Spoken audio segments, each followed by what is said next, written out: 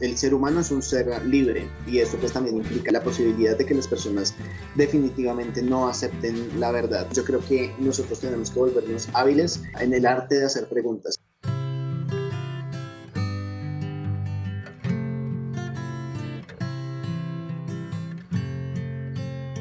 Hola, buenas tardes. Nosotros somos Levantando el Velo. Yo soy Manuel Gallegos y ella es mi hermana María Paula, que ya la deben conocer. Estamos hoy con un invitado que se llama Juan Manuel Sánchez.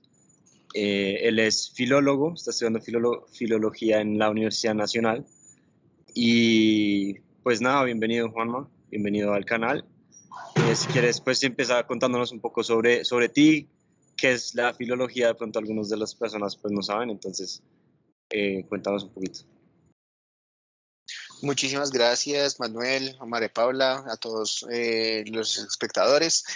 Claro que sí, la filología es el estudio de las lenguas en su contexto social y cultural, y en el caso de la filología clásica es esto mismo, pero respecto al griego y el latín. Entonces también vemos las lenguas griega y latina en el contexto de las civilizaciones griega y romana que lo hablaron. Y me gradué hace un poquito más de un mes de la Universidad Nacional. Uh-huh. Bueno, súper chévere. Entonces, pues nosotros acá nos conocimos hace como un mes y tú en el lugar donde nos conocimos hiciste una charla sobre la verdad y sobre la verdad absoluta, relativa, y explicaste un poco eso. Y a mí pues me pareció muy chévere la charla, le comenté a María Paula, entonces por eso digamos que te llamamos para este video. Pero antes de irnos de una como a qué es la verdad, o si la verdad es relativa, absoluta y todo eso, pues como que nos gustaría saber un poco en el contexto en el que tú pues vives o viviste o estudiaste como la nacional, qué tipo de ideas, qué tipo de, digamos, conceptos se manejan y por qué, digamos, se puede tener en cuenta un poco esto de la verdad al momento de pensar pues en los contextos en los que vivimos, como que has visto en la nacional y eso. Claro, pues es una pregunta muy interesante porque uno creería muy estereotípicamente que es un ambiente así muy militante de ciertas causas muy puntuales y todo esto. Y lo cierto es que existe claramente y es muy cierto, pero no es lo mayoritario. Yo creo que eso apunta también a la respuesta a tu pregunta, y es que lo que prima es un indiferentismo muy grande. La Universidad Nacional es muy, muy grande, nomás en la sede de Bogotá hay más de 30.000 estudiantes. Pues al estar tantas personas que piensan distinto en un mismo lugar y confluir en el mismo espacio, parece que lo más fácil es evitar confrontaciones, evitar muy seguramente diálogos muy sanos, porque no necesariamente tiene que ser algo beligerante. Entonces lo mejor es validar a cada uno sin importar que sean cosas que choquen entre sí, que sean contrarias incluso, y pues esto también ha generado un ambiente completamente relativista que entra también en conflicto de una u otra forma con nuestra fe. Y entonces, pues ahora que lo mencionas, yo tuve pues una situación, y es que básicamente perdí el gran círculo social que tenía en la universidad, precisamente porque cuando empiezo a caminar en la fe, ni siquiera fue tanto por directamente en la fe como el hecho de ser católico, pero ser católico comprometido especialmente con lo que tiene que ver con el aborto. Sí se prestó para una situación desagradable con algunos amigos que sí, ex amigos podríamos decir, que por ese motivo. Obviamente pues los quiero mucho, lloro mucho por ellos, pero sí la cosa hasta ahí llegó. ¿Cuáles son como las ideas típicas que tú escuchas en la gente? O como eso, sí, como esas ideas típicas que la gente va diciendo a lo largo, pues, de sobre todo en la vida universitaria, ¿no? De los jóvenes. Por ejemplo, ahorita que dices con el aborto, pues hay frases típicas que uno escucha. También, por ejemplo, con la verdad, que es como, bueno, yo respeto tu verdad, tú respetas la mía. Como este tipo de ideas, ¿cuáles son como a ti las que más te llaman la atención y que has escuchado, pues, a lo largo de tu tiempo en la universidad? Bueno, la verdad es que sí, o sea, el relativismo no es algo explícito, no es algo tácito, sino que es algo precisamente manifiesto. La gente lo dice de manera clara, no, es que la verdad es relativa, nadie sabe, entonces, pues tú tienes tu verdad, yo tengo mi verdad. Y sí, o sea, es tal y como lo acabas de decir, algo completamente explícito. O sea, es un relativismo frentero. Pero pues es una cosa muy poco, o sea, no está muy bien pensada o lo que te digo, o sea, realmente es algo que tiene la intención de terminar una discusión, ¿sí? Es como, ay, sí, o sea, bueno, tú piensas así, pues está súper bien que pienses así y yo pienso de otra forma y ya, y entonces sigamos hablando de otra cosa.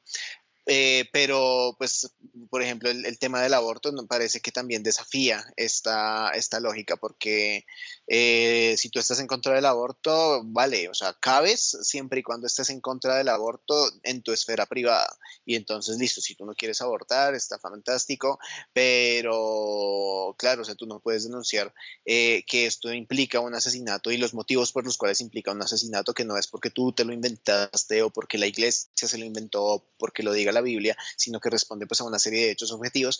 Entonces, ahí sí ya no funciona, ¿sí? O sea, tú puedes tener tu verdad, pero calladito por allá en tu esfera privada, pero pues ya cuando hablamos de un tema público, ¿sí? El tema público ya es el dogma, ¿sí? Porque lo que pretendería una visión relativista es que no hubiera dogmas, pero pues en sí es un dogma y conlleva a que se formen otro tipo de dogmas que buscan incivilizar todo tipo de debate.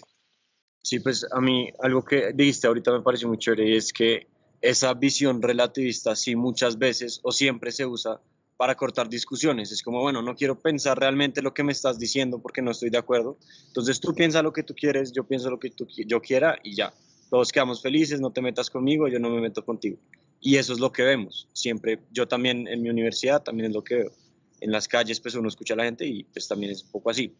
Entonces, acá viene la pregunta que veníamos introduciendo desde el principio y a ver cómo la puedes un poco estructurar. Y es, ¿realmente existe una verdad o no existe una verdad? Y explicar un poco eso.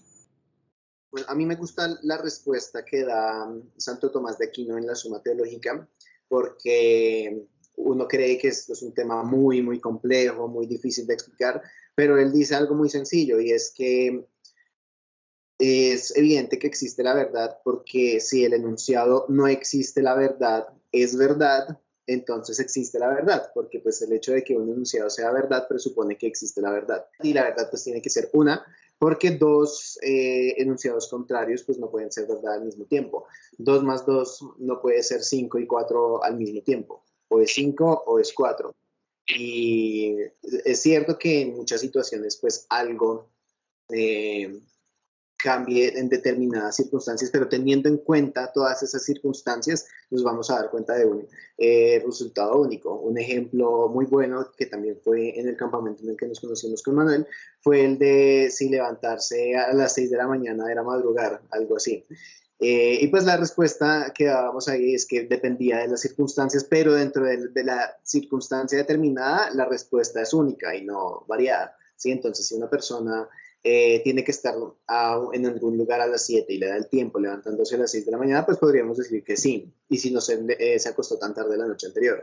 Pero pues todas estas circunstancias también configuran una verdad que es única y pues que no hace que haya una multiplicidad. Cuando tú hablas del aborto, que pues sencillamente, realmente lo que pasa es que hay un asesinato, ¿no?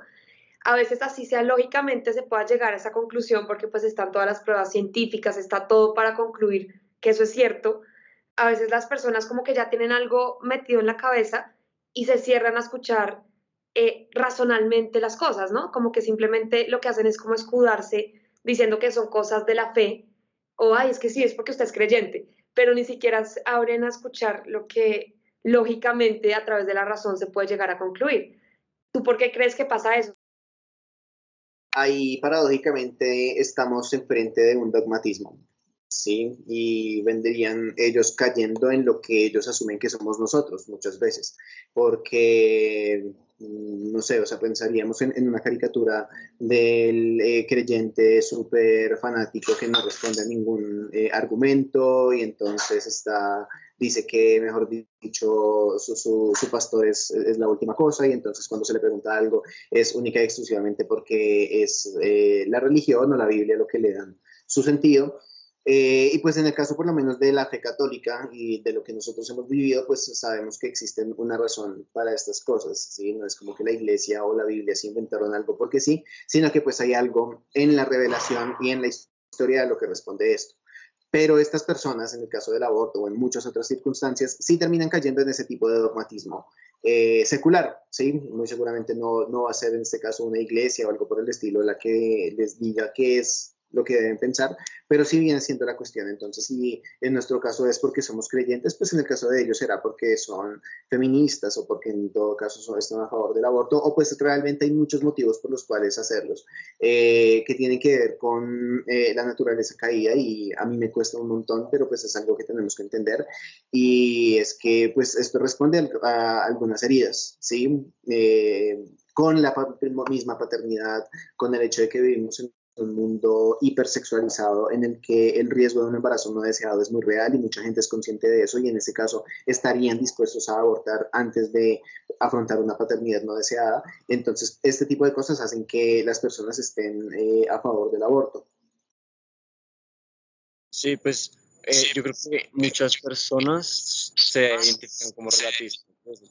Eso ya lo dijimos.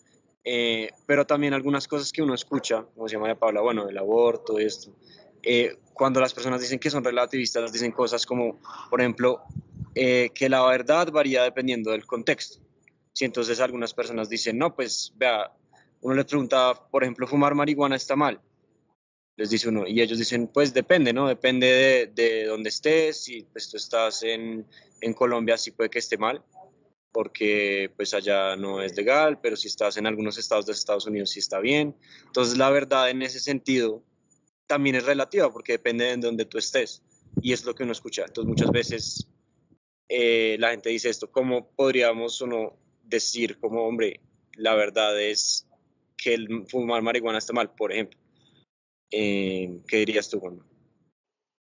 El caso que tú propones respecto a la legalidad o que la legalidad imponga se convierte en un parámetro moral, es sumamente complicado porque termina pues deviniendo en escuelas jurídicas como el positivismo, ¿no? Que pues en realidad lo que viene estando bien o mal es lo que es legal, ¿sí? Entonces ese vendría siendo el parámetro. Y yo creo que podríamos apelar a la historia porque la historia ya nos ha demostrado los errores a los que ello conduce. Por ejemplo, el nazismo, ¿sí? El nazismo le negó el reconocimiento de persona natural a los judíos y a otras minorías étnicas y pues esto terminó en el Holocausto. Entonces, también podríamos pensar en el tiempo de la esclavitud, en los estados donde existió la esclavitud, que no reconocían a los esclavos como seres humanos, sino que eran bienes de consumo, ¿sí? eran propiedades. Y deberíamos preguntarnos ante esto, o sea, listo, más allá de que fueron cosas que hoy reprochamos, podríamos decir que las reprochamos porque es otro tiempo y todo este tipo de cosas, pero yo creo que hay que mirar hacia el absoluto. O sea, hoy decimos, un judío es una persona porque el Estado así lo reconoce y antes no, o es más bien porque un judío realmente es una persona y existe una realidad objetiva respecto a que sea una persona y nosotros la reconocemos pero no nos lo inventamos. Y lo mismo pues con el caso de los afrodescendientes que fueron esclavos, porque al final sí, la verdad viene siendo completamente relativa, pues en el caso de que estamos hablando al derecho, pues la sociedad se podría organizar de cualquier forma para pues, decir que tal cosa es legal, o sea, cualquiera, y terminarían siendo parámetros en el que cada legislador o el grupo de legisladores sería el absoluto. Y esto es bastante difícil porque pues una élite podría hacerse con el poder legislativo y terminaría generando pues una serie de atropellos hacia los más vulnerables, por ejemplo.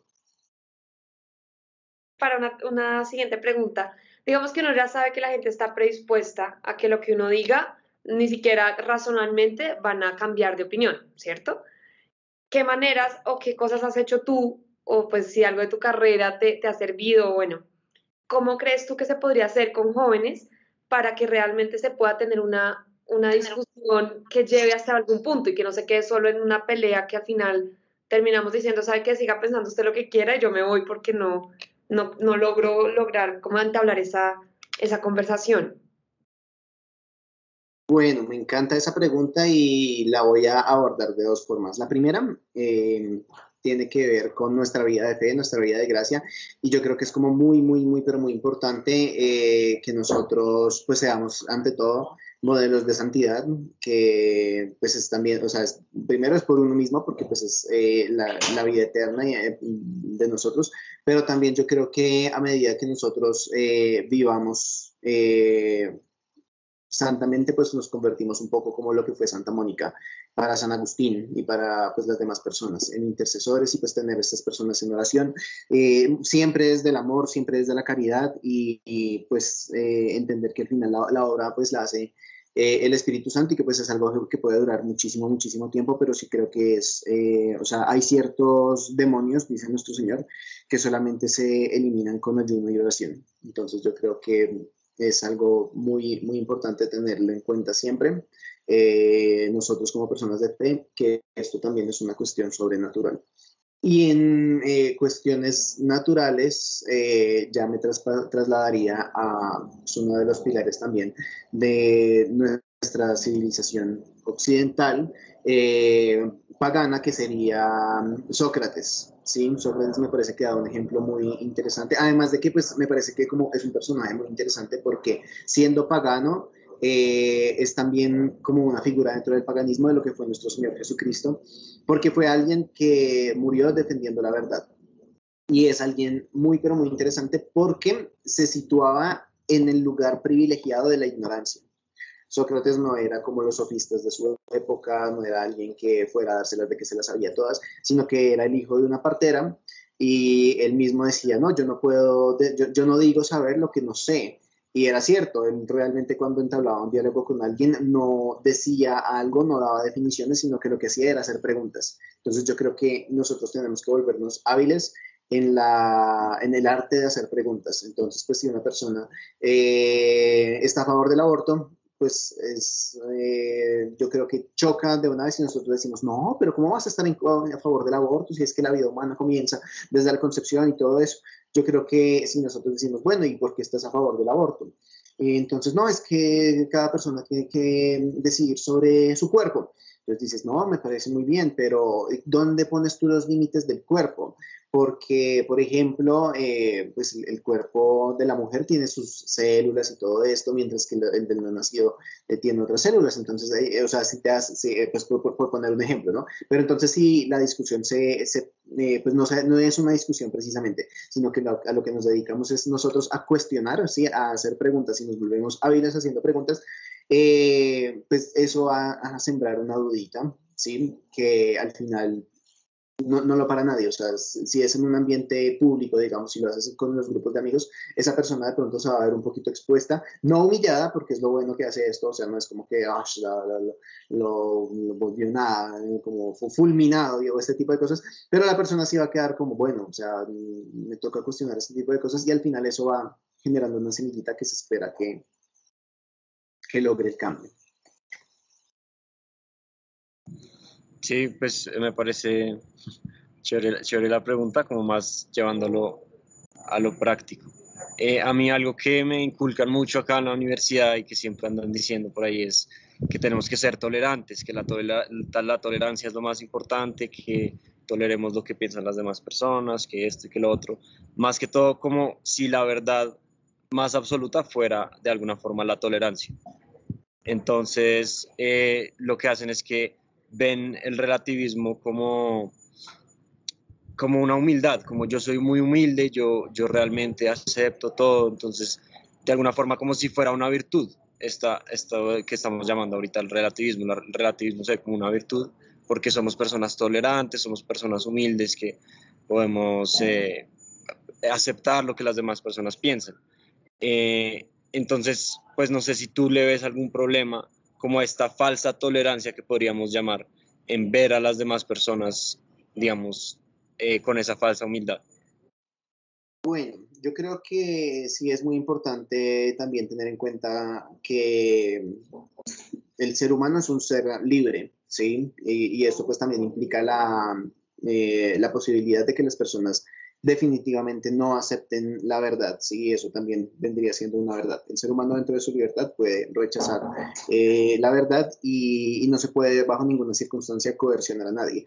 Porque si se coerciona, entonces no, pues la persona no estaría aceptando la verdad. Entonces, es algo, por ejemplo, de lo que hablaba también San Agustín. San Agustín decía, fides non imponenda sed suadenda, que es la fe no se puede imponer, sino que se debe persuadir.